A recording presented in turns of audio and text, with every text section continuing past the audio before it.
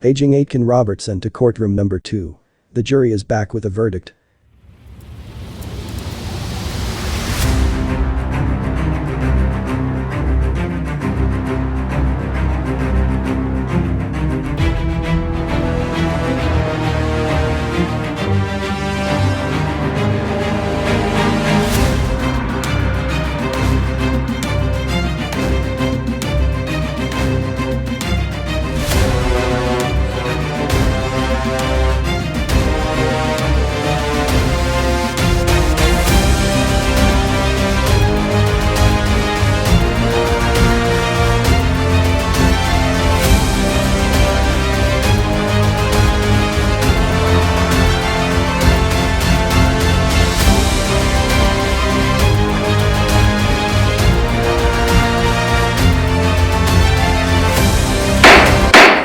Members of the jury, how do you find the accused? Guilty or not guilty? Not guilty on all accounts, Your Honor.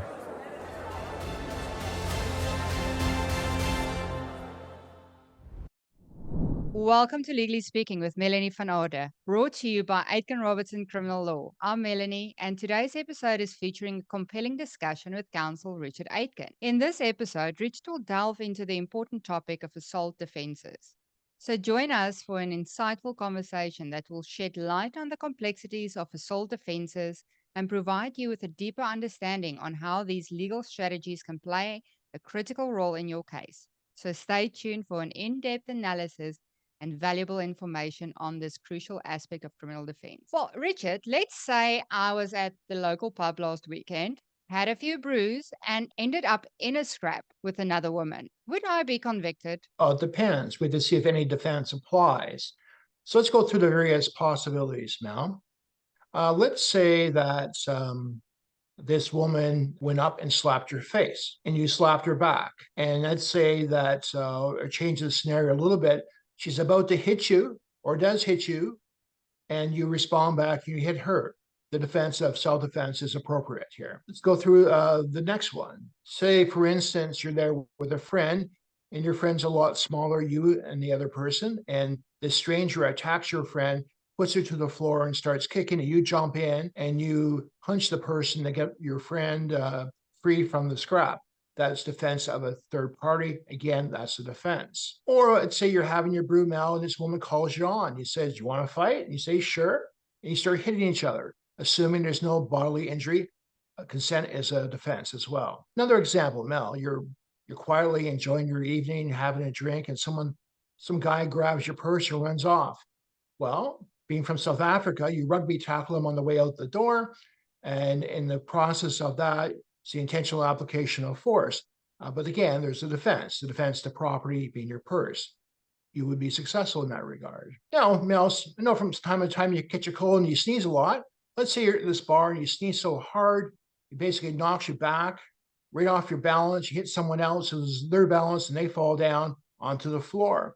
Again, there's a defense. In that case, the defense of accidents. Or you're playing rugby. In the process of playing the game, you tackle another person to the ground. That's the intentional application of force, which normally would be assault. When you play sports, there's an implied consent, so long as it's within the realm of reasonableness.